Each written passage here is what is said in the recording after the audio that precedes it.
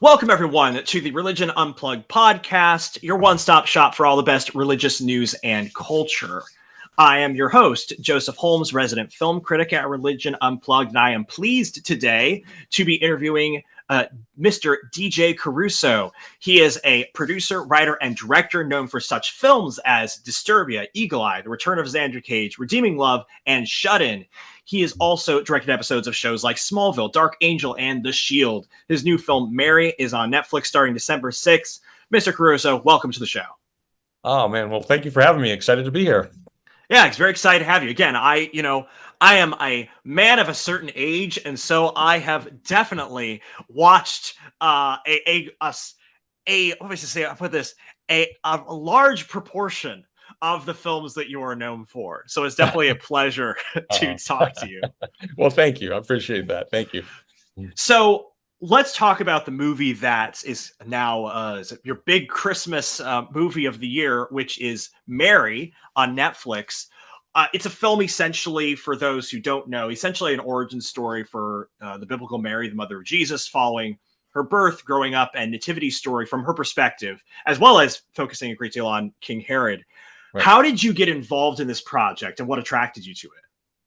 Well, for probably like the past 5 or 6 years, I've always been sort of looking around and sniffing around, and a couple projects have come through my way that were Mary oriented, like sort of Mary central projects. But the scripts weren't great. But I always thought, wow, I really would love to explore, and I don't want to say like reintroduce her, but introduce a young version of Mary, a strong young woman, and see if I can tell a story from her perspective, highlight her humanity, her apprehensions, and her fears, and make a movie where like young women and young people can look at this and go like, wow, I didn't know. I've always looked at the Holy Mother in a certain way, but I've never really put myself in her shoes and gone through this journey and what she had to go through and what it would be like. I thought if I can capture that and literally put the viewer in with her and in with Mary, that it would be a different experience, different cinematic experience than some of the other films that they've experienced. So when this script came across, Tim wrote a great script, and I really feel like this could be the great opportunity. And so I worked with him on the script for a couple months and then got it to where I thought it could be. And then I was just like, in today's Hollywood's changed so much. You mentioned I've been around for a while, and it's sort of like now you have to just sort of you have to do the groundwork yourself. Like you have to just say, grab onto the belt, let's go. Let's figure this out. Let's find the money. Let's do whatever we can do. But we're going to make this movie. And I guess that's a long-winded answer to say, like, I just really wanted to tell a story and show Mary in a light that particularly a younger audience would really grab onto and say, wow, like this is something I didn't expect, and I didn't expect to experience it with her this way.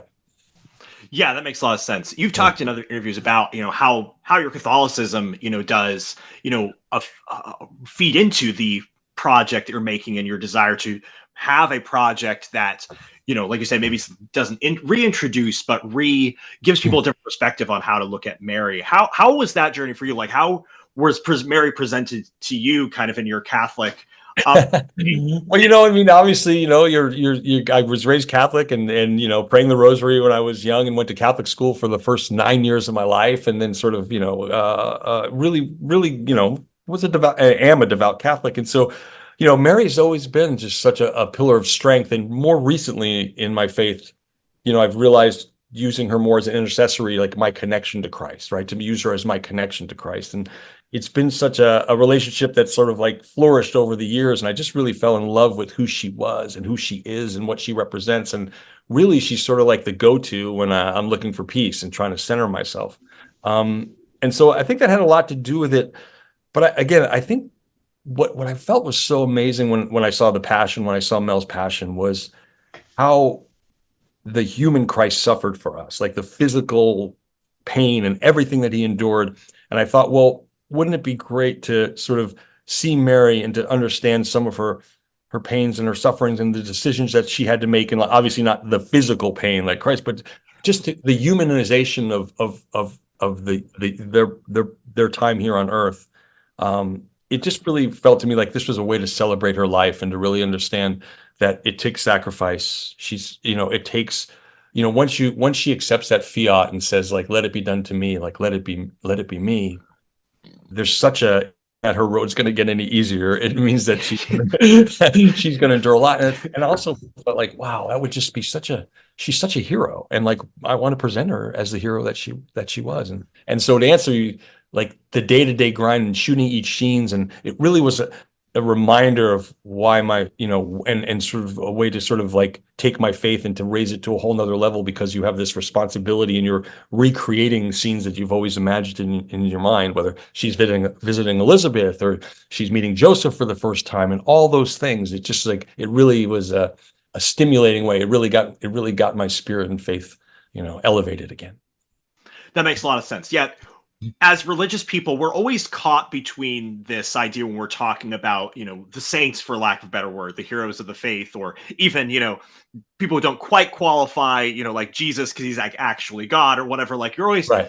having struggles, and particularly filmmakers have struggles. I've noticed with this, with trying to balance the transcendent with the human with Right. them. With sometimes you'll have someone like Mel Gibson who will try to emphasize the humanity of Christ, and people will be like, well, you're kind of lost the divinity here. And then Right. you will have other people where it's like, okay, these characters are just so detached that I don't feel like there's any way for me to participate with them or see what it would look like in my life to do that. So Right. I can definitely see that, in my own religious upbringing, finding stories where it's like, okay, how do we now have a vision for someone like Mary, who's like, okay, we know the ideal that she, lived up to, that makes her worthy of, any sort of our memory or adoration or things like that. Now, is there a way for us to tell that story so we can understand how, oh, that's something we can participate in some way? Right. And so that makes a lot of sense. Now, before, I have a bunch of questions about the movie and the decisions Yeah. made there. But one of the things I think is interesting, again, there's that you are, again, a practicing Catholic, and you're writing this movie about Mary, and a lot of your audience, of course, is going to end up, because this is the majority of the sort of faith-based audience, is going to end up being evangelical Christians. And that was the same with, Mel Gibson's Passion of the Christ. Right. And so Right. there's this very interesting difficulty you have to walk, because evangelicals have a very different idea about Mary than Catholics do, and sometimes it's maybe exaggerated how big the difference is, but Right. it is definitely something you have to navigate. So I would be interested in asking, how do you perceive the differences in the way that you view Mary versus someone like, an evangelical or a non-Catholic Christian does, and how was that something you tried to navigate in the presentation of the movie, or did you kind of just come naturally because you knew what direction you were going to go with it?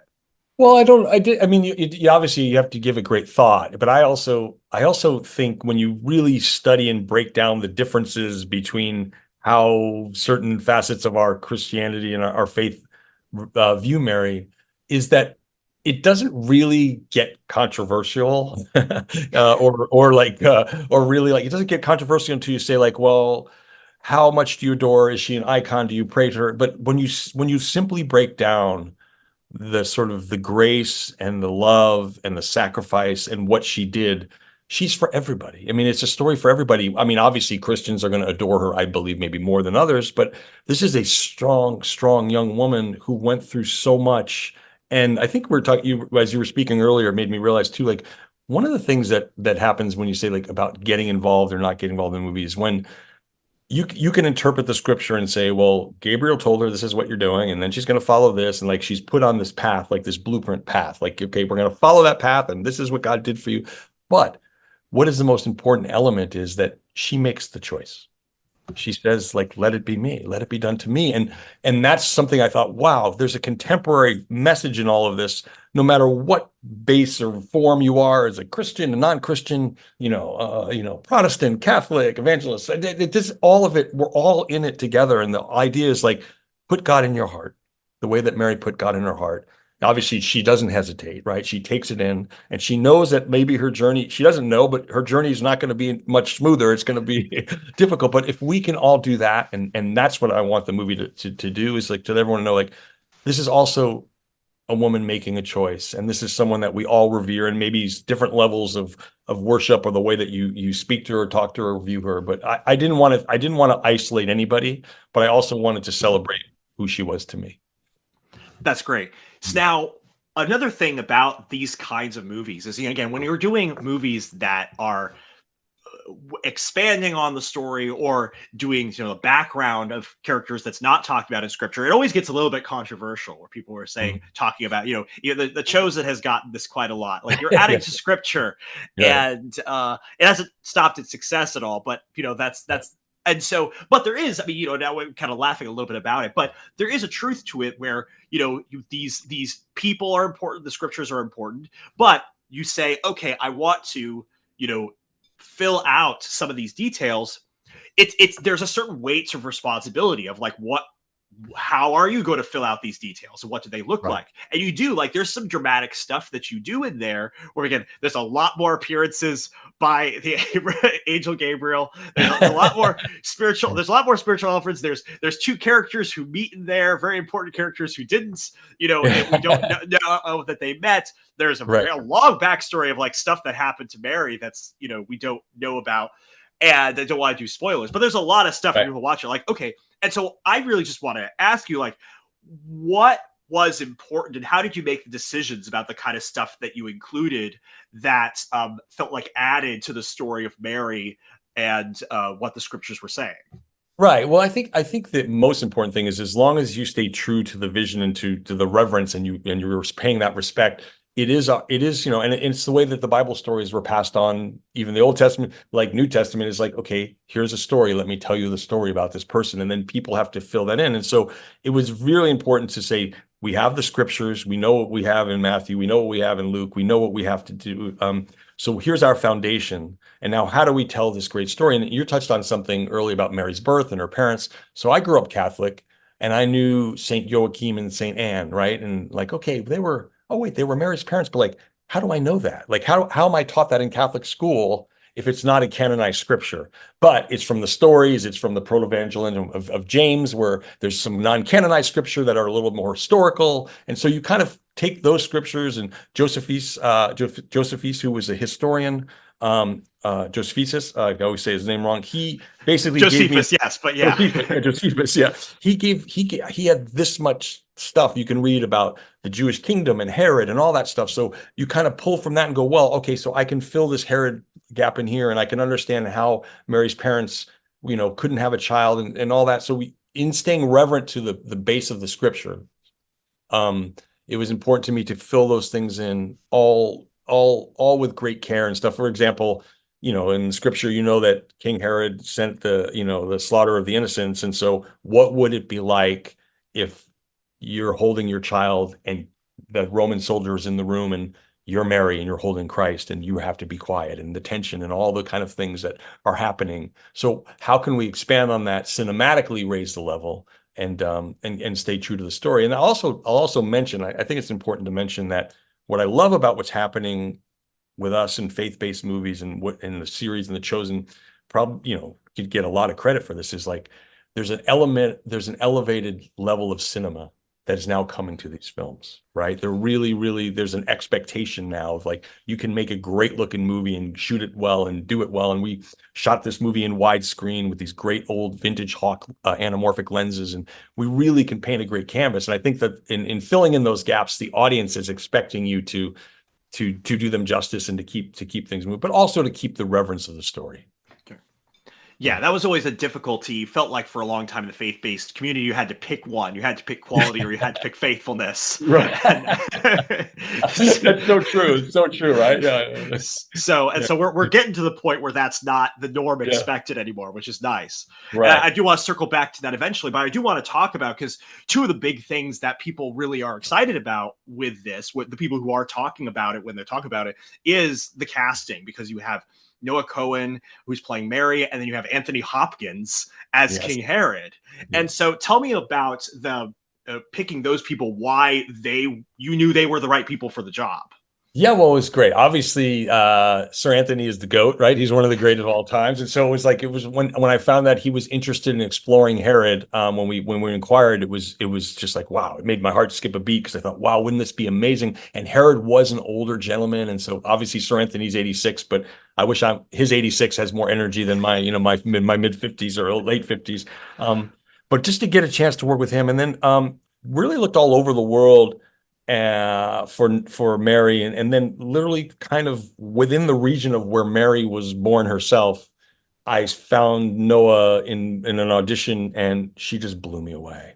There was something like incredibly, she's got this grace and she carries herself in a certain way, but she has this warmth and accessibility, and she's also a fighter. Noah's a fighter. Mm. Like you can just feel it. She has this fierce spirit of like commitment in what she's going to do. So I feel like she embodied everything that I wanted to see in how I can present Mary. So I just initially like just knew it right away after seeing all the girls. So that was really how I found her. And then so you have this sort of relative newcomer, and you have this incredible, this goat who's got the greatest, some of the great performances of all time. And to kind of have their two worlds here and then bring those two worlds together, it was incredibly exciting from a filmmaking experience. Yeah, absolutely. And one of the unfortunate aspects, it seems like in any of these movies that come out today, is that everything has to get involved in a toxic political controversy. It doesn't Right. seem like there's anything that can escape that, because the beast must be fed. And so, so one of the disappointing things has been to see the, some of the pushback on the casting of Noah Cohen as Mary, and because she's Israeli, she's Jewish, and wanting to say that's bad because she was really Palestinian and all this stuff, and a lot of anti-Semitic remarks that have been thrown at her. Was that something that you anticipated, and was that something, and how has that been in terms of the marketing and response? Well, I think when you've been, I think you probably in some level of experience as well, is when you're doing something that from your heart is for him, from the Lord and for Christ. And that somewhere along the line, there's going to be people like that. There are going to be people that are going to come at you, and that's just part of what it is. And so you kind of, you embrace the struggle and you embrace it. And that you made this movie because you wanted to highlight grace and love. And I think Mary is exactly what the world needs now. There's all this noise coming at us and all this stuff. But, I think, when I was getting ready and casting and making this movie, person of faith. So you get down and you pray and you just say, God, give me the most authentic person, or give me someone that I can portray Mary that feels that will honor you, will honor Mary, and also, feel like I can do something with. And I think the entire cast, like, I'm not only proud of Noah, I'm proud of the entire cast, because like they just gave such dedication, and the performances are beautiful, and they all kind of embodied their character, whether it's Ito as Joseph. And I just felt, at the end of the day, my prayers were answered. I felt blessed to have Noah. Yes, she hails from the region that's very close to where Mary was born. And my aim was never to dive into like the geopolitical nature of the world we're in today, but to illuminate like her grace, her love, her sacrifice, because that's the message. And I think, interestingly enough, the geopolitical like uprisings and things that were happening in Mary's day are very similar to what we're going through today, right? There's a contemporary feel to the story that we're telling, but I mean, that's really how I just went about casting and putting it together. And you always know, whether it's this or something, there's always going to be a force or two that are going to be coming at you. But it's you just stand up proud and you say, all right, I'm ready to take it. And I have to say, from everything that I've seen, Noah has certainly embodied a lot of the grace of Mary in responding to this, all of Yes. this, and so very very much admire her for that.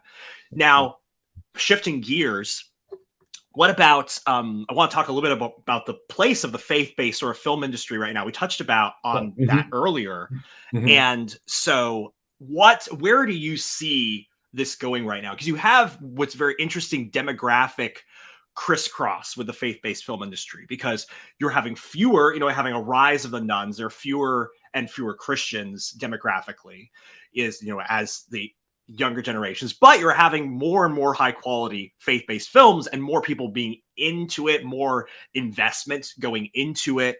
At the same time, you're also having a demographic shift where it looks like there are, for the first time in maybe in American history, more young men who are religious than young women.